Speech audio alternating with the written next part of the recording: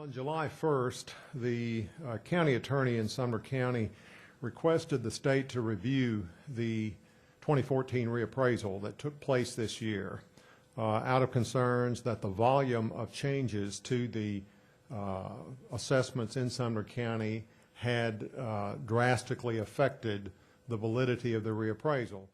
You did all that in May, and at that time you accepted the recommendation that the Sumner County reappraisal, along with the several others around the state reappraised this year, that be approved. Since that time, the indications are that about a third of the parcels in Sumner County have received an assessment change. In my 30 years, I've not seen anything like that scope. You know, it's typical to get a few tens or even a few hundreds of appeals in a reappraisal county because everybody gets a assessment change notice. But we've never seen anything along the lines of 1 in 3 parcels having a changed assessment. Don Osborne, with the director of the Division of Property Assessment, sent staff to interview the assessor and his staff. That process went on for several weeks. Their conclusion was that in almost every instance, no adequate basis was shown to warrant a change.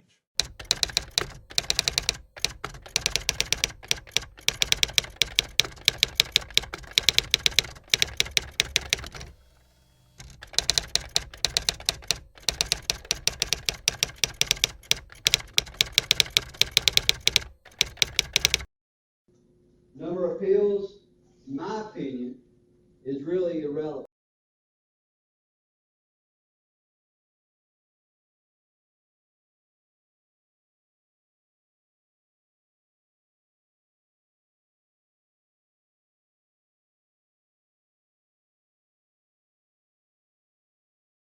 Now here, we've had some questions about what the state board has said, and all of this is online. None of this is secret.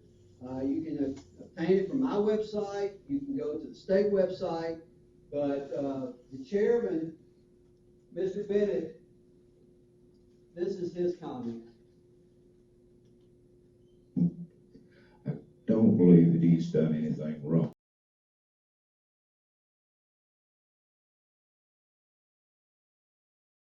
I don't know what I'd do if we was changing them, going out and changing many, many neighborhoods. We've never done that that I know of. So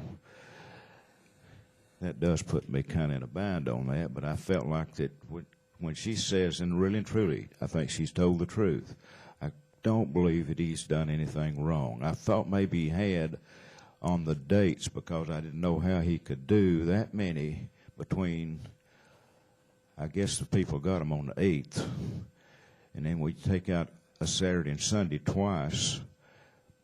There's not many days left, and for you doing 25,000 is an awful lot.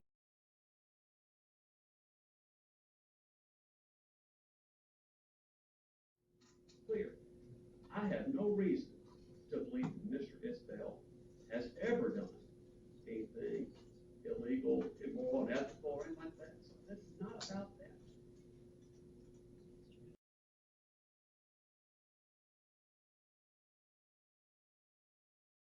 I want to echo something the comptroller said. And Ms. Burcham said what you've said. I don't think anybody has maintained wrongdoing or illegal action. Okay, so I just want to separate that. That's not the discussion. I agree with that, okay? sir. So let's not go there. For me, what I am really troubled by, and you really said it much more eloquently than I could think of saying it, frankly, is that the lack of documentation.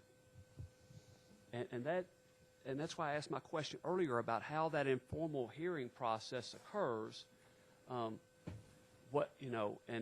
I know that we don't have a standard, and every county in this state, I would think, has something they're expecting to have when there's an informal hearing of some sort, and then the type of documentation that's kept. And then when I hear, I think it was Mr. Dugan that said this a while ago, is that when you go back and look at cards, that there aren't notations on those cards. I don't know what to do with that information, frankly. This is unprecedented. We've all said that. I think both sides have said that. I get really concerned about the message that gets sent, and and frankly, how about those individuals who think, well, I didn't know I just could walk in and there was no documentation I had to give or anything, and take my shot at it and just see if maybe I could talk to the right person and maybe it get reduced. Well, I mean, but you understand what I'm saying, and I want to be real clear. I have no reason to believe that Mr. Isbell has ever done anything illegal, immoral, unethical, or anything like that. So this is not about that. This is about saying what we think is appropriate in a way to handle that process.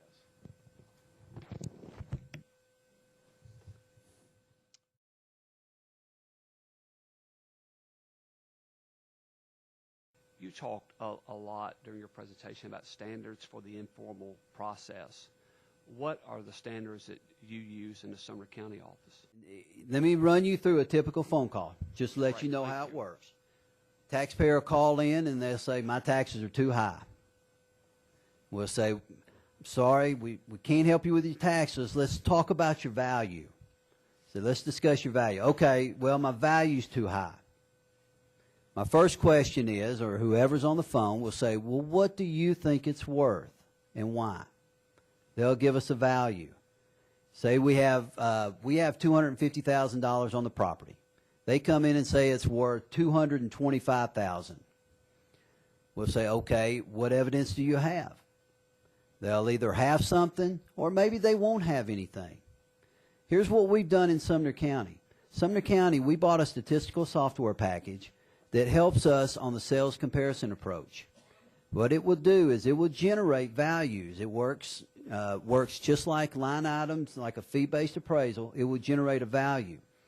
We're still in the implementation stages of that going to the web. We want to make that available to the taxpayer so that they can build a review of their own. They can go in and they can look at the sales themselves, look at the comparables, and then come up with a value. And what that will do in the long run is that will lessen appeals, because what will happen is they'll look and see, they'll say, oh, well, maybe they are right. Well, in the meantime, it's all internal. Until we get the web module built, we have that internal, and we make it available to them. So they're making the phone call. They're at $225,000. We're at $250,000. We plug in the information into our statistical software, assuming they have nothing. Okay, let's assume that they just call in and say it's too high. We'll look at that. We'll look at the sales comparison approach. We'll look at the sales around that property. And we may say, I'm sorry, we've looked at the sales and there's nothing that we can do. The sales substantiate your value, and your next step is to go to the County Board of Equalization. Or we may say, well, yes, we agree with you. We've looked at the sales, and we see that your value should be $225,000. We're going to set that value, and by law, we're going to send you a second card, because we still have to notice them within 10 days of the county board going in session. So we'll send them that second notice, and then we'll be set from there. The third option is that we may come up with $227,000 through the sales approach. And we'll say, folks, we looked at this, and we don't agree with your value, but we do see that we're a little high. So would you be happy with $227,000 as an opinion of value? And they've got two answers, yes or no. If they say yes, the informal process is over. If they say no, it's going to the County Board of Equalization. And they'll have to, at that point, present evidence to the County Board of Equalization. That's how the process works in Sumner County.